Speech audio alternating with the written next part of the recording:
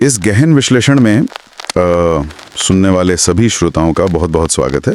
आज हम इतिहास के पन्नों से एक ऐसी तारीख निकालने वाले हैं ना, जिसने मतलब भारत के सामाजिक और राजनीतिक ढांचे को हमेशा हमेशा के लिए बदल कर रख दिया।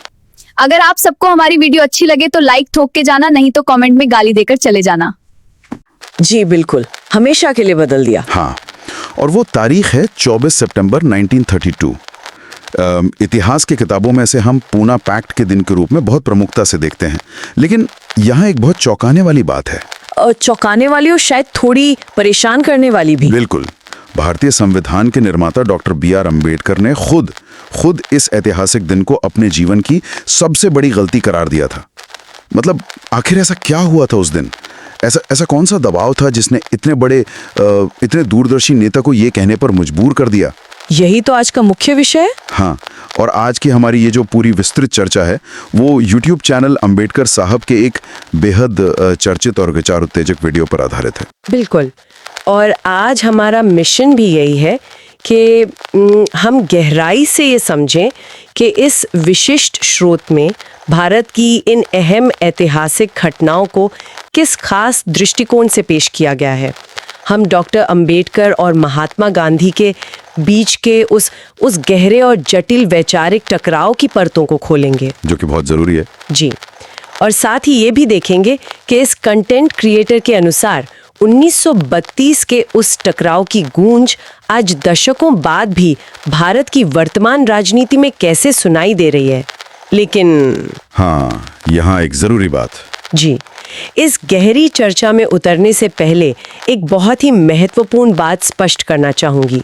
आज हम जिस स्रोत का विश्लेषण कर रहे हैं वो राजनीतिक और ऐतिहासिक रूप से एक बहुत ही विशेष, कड़ा और स्पष्ट दृष्टिकोण प्रस्तुत करता है। एकदम कड़ा दृष्टिकोण है। हाँ, तो इस पूरी चर्चा में हम किसी भी पक्ष या विचारधारा का समर्थन बिल्कुल नहीं कर रहे हैं, और ना ही हम स्रोत में दी गई राय या दावों का अनुमोदन कर रहे हैं। हमारा काम बस विश्लेषण करना है। एकदम सही।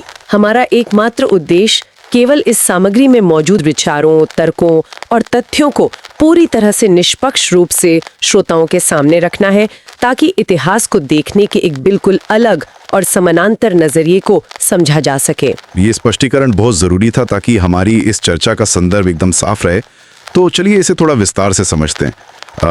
इस पूरी ऐतिहासिक घटना की जो पटकथा है ना, वो भारत में नहीं बल्कि 7 समंदर पार लंदन में लिखी जा रही थी। लंदन के गोलमेज सम्मेलन में। जी, बात 1930 के दशक की है। डॉक्टर अंबेडकर लंदन में हो रहे गोलमेज सम्मेलन, जिसे हम राउंड टेबल कॉन्फ्रेंस कहते हैं, उसमें हिस्सा लेने जाते हैं।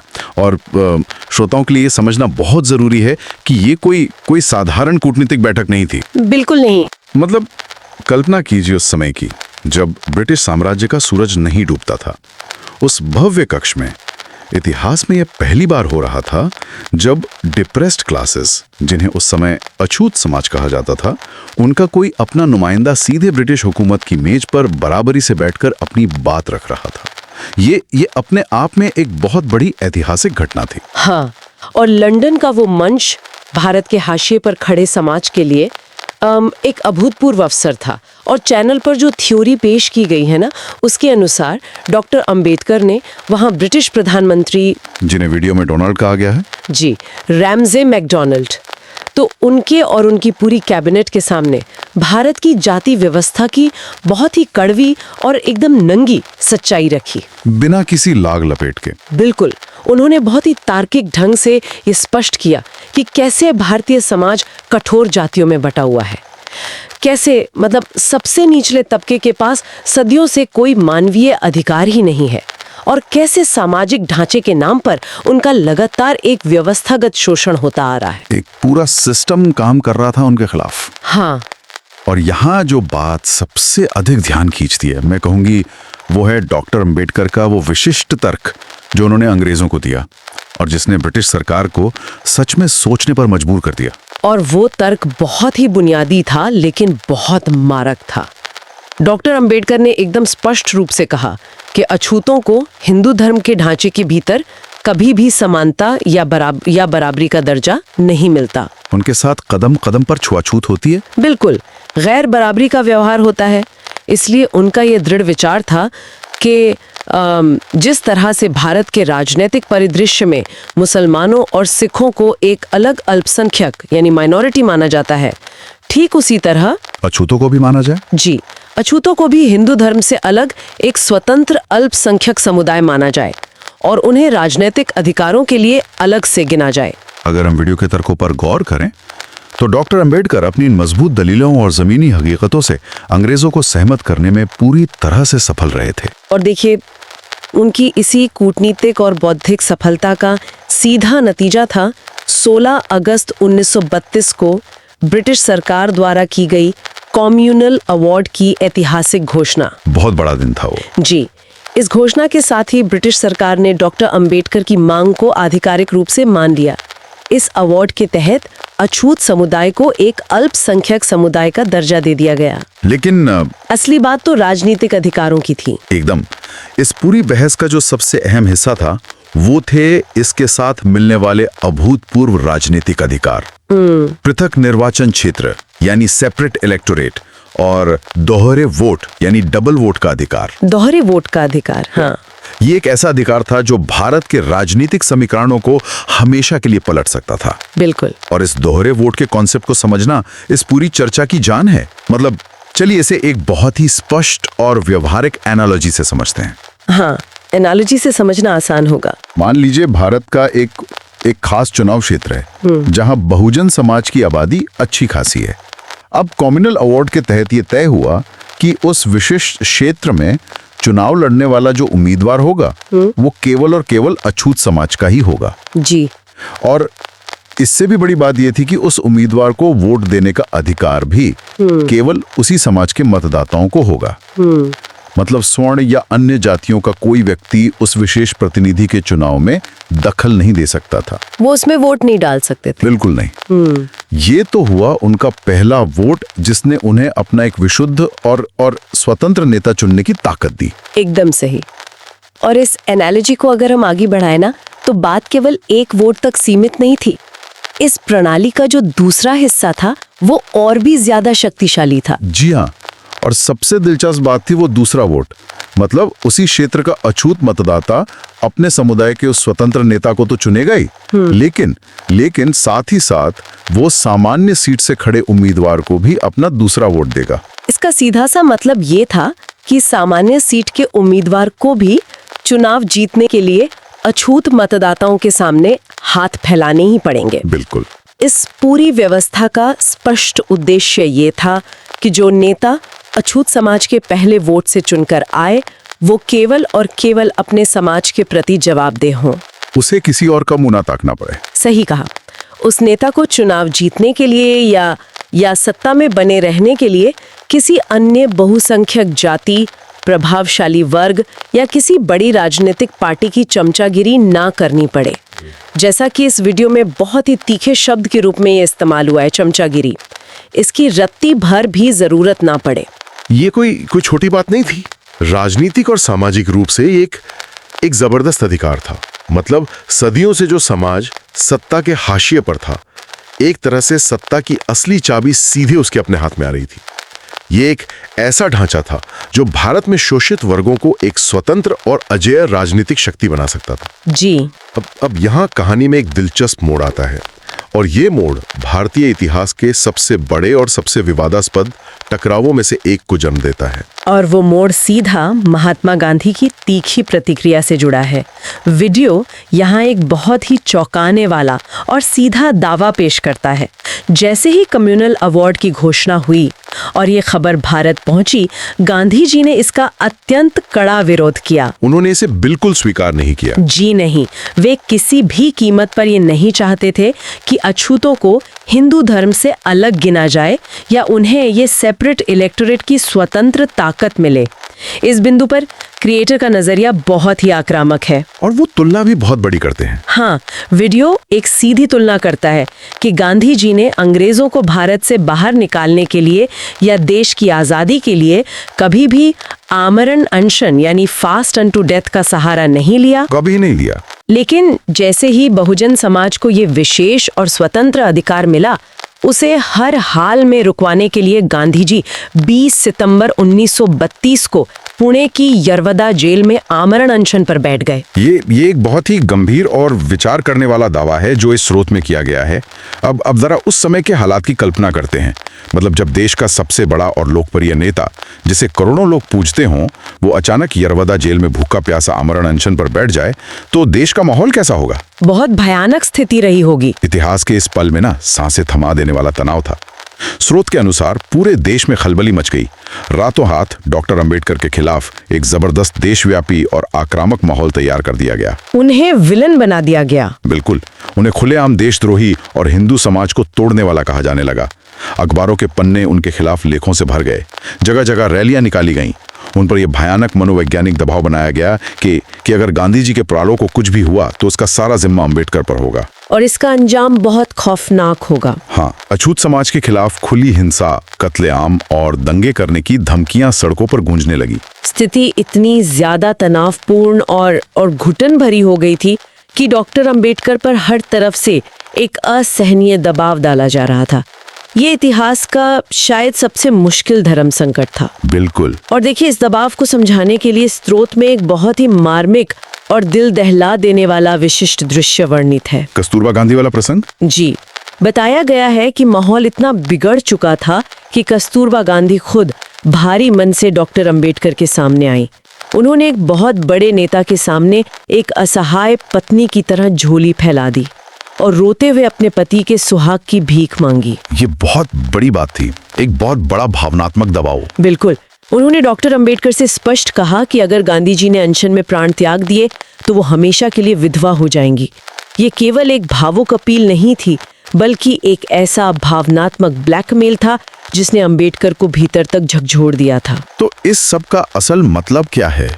जरा सोचिए, एक तरफ एक ऐसे बड़े और श्रद्धेय नेता की जान जा रही हो जिसके पीछे पूरा देश खड़ा है, और दूसरी तरफ अगर वो नेता मरता है तो आपके अपने पूरे समाज को, उन मासूम लोगों को जिन्हें आप सदियों की गुलामी से निकालने चले थे, उन्हें रातों रात दंगों में काट दिए जाने की खुली धमकियां मिल रही हों। ऐसे अमानवीय दबाव में कोई इंसान, कोई नेता आखिर क्या फैसला ले? और ठीक यही वो चरम बिंदु है जहां 24 सितंबर 1932 की वो ऐतिहासिक तारीख आती है जिससे हमने ये चर्चा शुरू की थी। जी।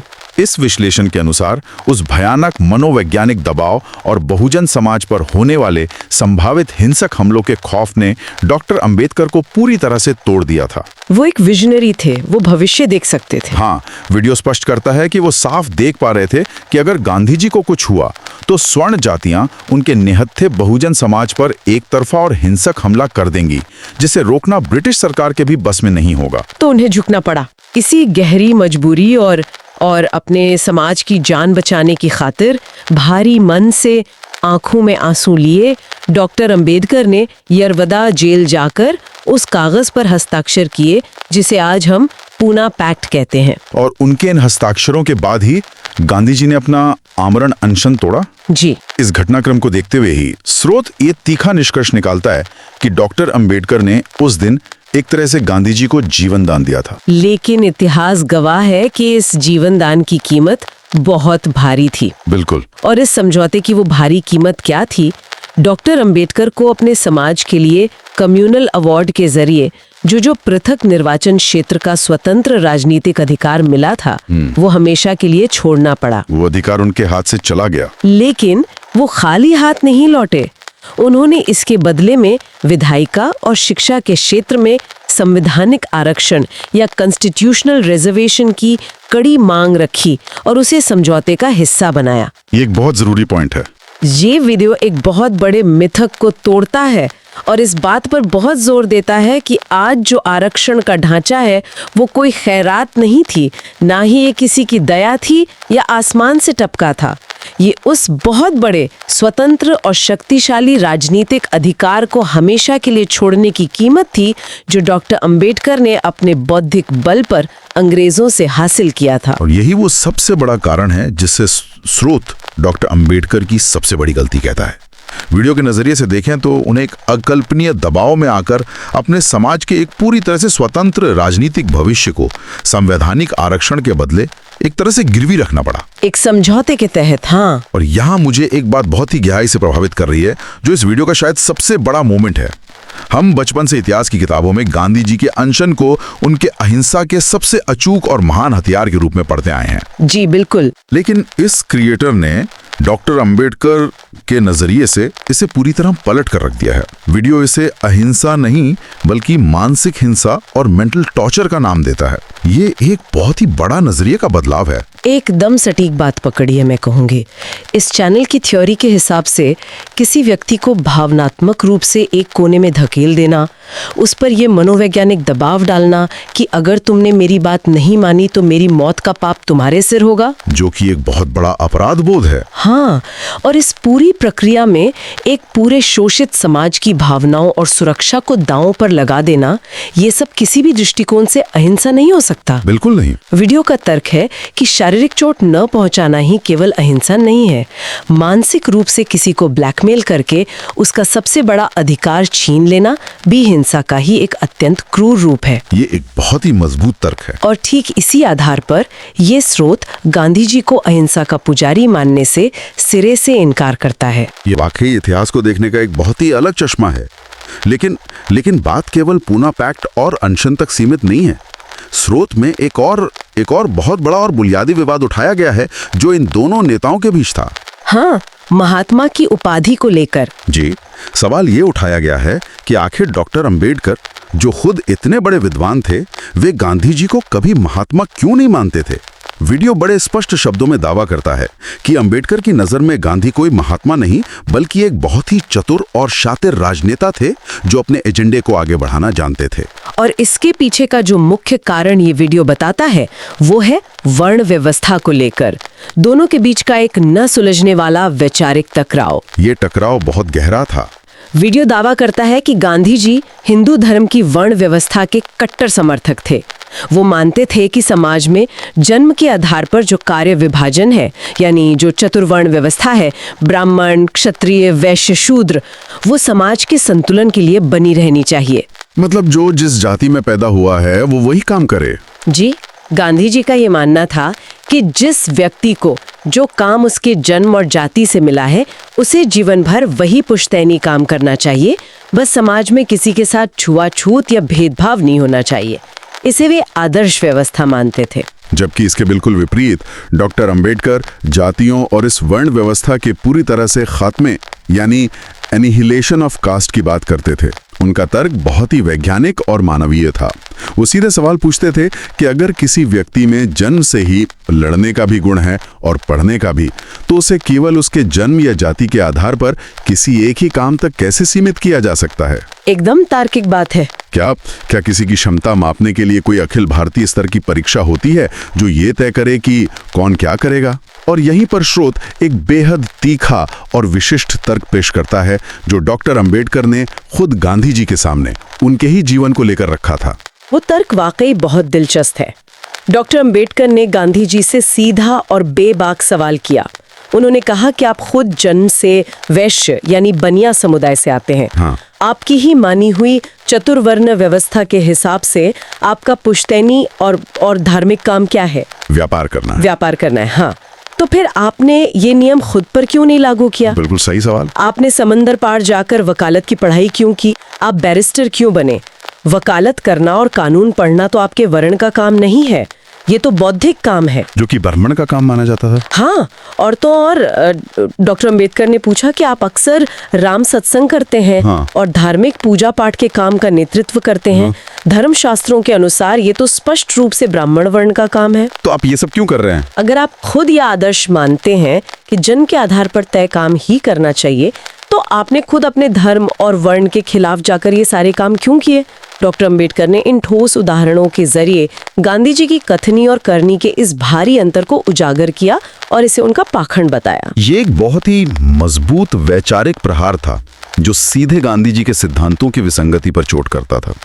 अब यहाँ से कहानी को थोड़ा आगे बढ़ाते हैं और एक मजबूत ब्रिज बनाते हैं, वर्तमान समय से जोड़ते हैं। जी। 1932 में जो हुआ जो अधिकार छिना और जो आरक्षित सीटें बनी, उसका असर आजादी के बाद के दशकों में कैसे पड़ा, इस ऐतिहासिक घटना का आज के भारत से क्या लेना देना है। ये वीडियो इस 1932 के इतिहास को आज की वर्तमान राजनीति से बहुत ही गहराई और सटीकता से जोड़ता है। मान्यवर कांशीराम जी का संदर्भ देकर हाँ, यहाँ एक बहुत ही महत्वपूर्ण संदर्भ आता है।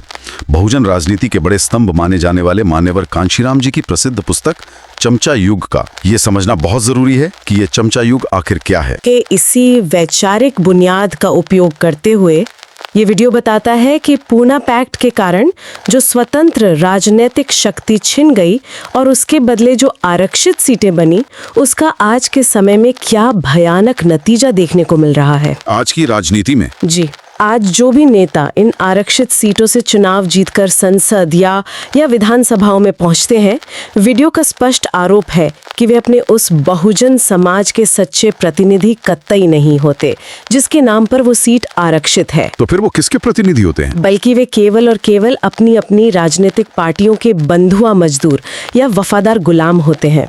ऐसा क्यों है? क्योंकि वो सीट भले ही आरक्षित हो, लेकिन उस सीट पर चुनाव लड़ने का टिकट और चुनाव लड़ने का पैसा कोई ना कोई राष्ट्रीय या क्षेत्रीय राजनीतिक पार्टी ही देती है। बिल्कुल।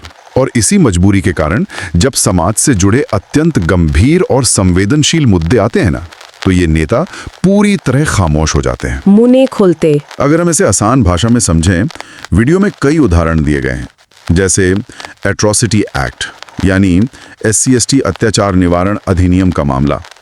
ये कानून समाज के हाशिए पर खड़े लोगों को हिंसा और अत्याचार से बचाने के लिए बना था। लेकिन वीडियो का तर्क ये है कि जब भी इस कानून को कमजोर करने की कोशिशें हुई, तो आरक्षित सीटों वाले ये नेता इसका पुरजोर विरोध नहीं कर पाए, क्योंकि पार्टी का दबाव था। एकदम सही। क्यों? क्योंकि वे अपनी पार्टी लाइन से बंधे हुए थे। अगर उनकी पार्टी उस कानून में बदलाव चाहती है, तो वे अपनी ही पार्टी के खिलाफ बगावत नहीं कर सकते।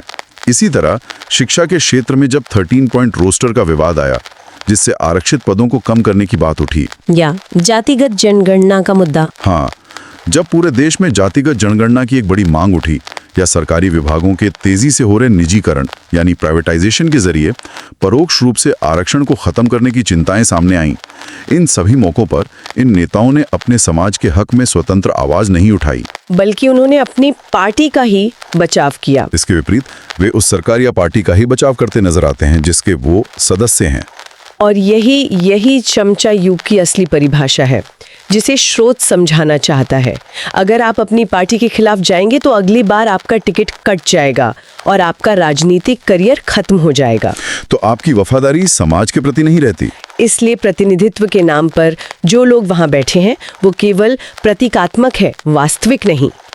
तो इस पूरी गहरी चर्चा से श्रोताओं के लिए स्रोत का सबसे बड़ा और मुख्य निष्कर्ष क्या निकलकर सामने आता है? निष्कर्ष बहुत साफ है। निष्कर्ष ये है कि यदि 24 सितंबर 1932 को वो समझौता नहीं होता और कम्युनल अवार्ड का वो पृथक निर्वाचन क्षेत्र वाला अधिकार लागू रहता, तो आज भारत की संसद में बहुजन समाज के सच्चे और पूरी तरह से स्वतंत्र प्रतिनिधि होते। जी, वे नेता किसी भी राष्ट्रीय या क्षेत्रीय पार्टी के मोहताज नहीं होते। उन्हें किसी आला कमान के सामने सिर नहीं झुकाना पड़ता। वे सिर्फ और सिर्फ अपने उन मतदाताओं के प्रति जवाबदेह होते जिन्होंने उन्हें अपने स्वतंत्र वोट से चुना था। एकदम सही। स्रोत के अनुसार पूना पैक्ट की वजह से वो जो स्वतंत्र और अजेय राजनीतिक शक्ति बन सकती थी, वो हमेशा के लिए छिन गई और प्रतिनिधित्व केवल एक मुखौटा या रबर स्टैंप बनकर रह गया। तो आज की इस लंबी और विस्तृत चर्चा को अगर हम समेटें, तो ये एकदम स्पष्ट होता है कि स्रोत के नजरिए से 24 सितंबर 1932 की वो तारीख केवल इतिहास की किसी पुरानी किताब में धूल खाती एक साधारण समझौते की तारीख बिल्कुल नहीं है। बिल्कुल नहीं है। ये भारत के राजनीतिक प्रतिनिधित्व के वास्तविक अर्थ, असहनीय सामाजिक और राजनीतिक दबाव और शोषितों के अधिकारों के छिन जाने की एक ऐसी दर्दनाक कहानी है, जिसे एक बिल्कुल अलग, तीखे और बेबाक नजरिए से हमारे सामने रखा गया है। ये एक बहुत ही विचारोत्तेजक नजरिया है। ये विश्लेषण हर किसी को ये सोचने पर मजबूर करता है कि इतिहास के वो बंद कमरों में लिए गए फैसले आज भी हमारे वर्तमान सामाजिक और राजनीतिक ढांचे को कितनी गहराई से आकार दे रहे हैं। ये एक बहुत ही सटीक सारांश है, मैं कहूँगी।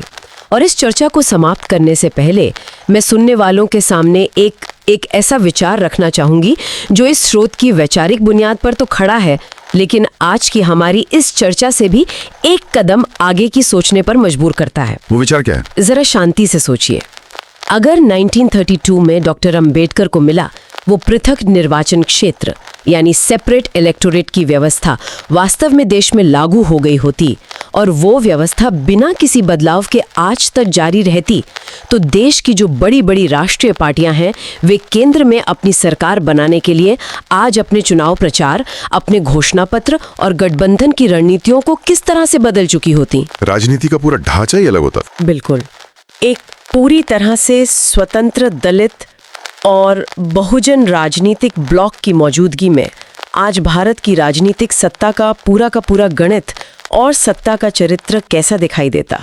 ये वाकई में एक बहुत ही शक्तिशाली और गहराई से सोचने वाला सवाल है, जो इतिहास और वर्तमान दोनों को एक साथ चुनौती देता है। श्रोताओं, हमारे इस विस्तृत और गहन विश्लेषण से जुड़ने के लिए बहुत बहुत धन्यवाद। हमारा मुख्य उद्देश्य आपको इतिहास के इस विशेष विषय के विभिन्न और अछूते पहलुओं से अवगत कराना था। जी। हम आशा करते हैं कि आज की इस चर्चा से इतिहास के इन महत्वपूर्ण और जटिल घटनाओं को और अधिक गहराई से जानने, उन पर सवाल उठाने और उन्हें एक नए सिरे से समझने की प्रेरणा मिलेगी। ज्ञान की इस यात्रा में हमारे साथ बने रहिए, खोजते रहिए और सीखते रहिए। नमस्कार। अगर आप सभी को हमारी कही हुई बात अच्छी लगी तो लाइक, कमेंट, शेयर ठोक के जना।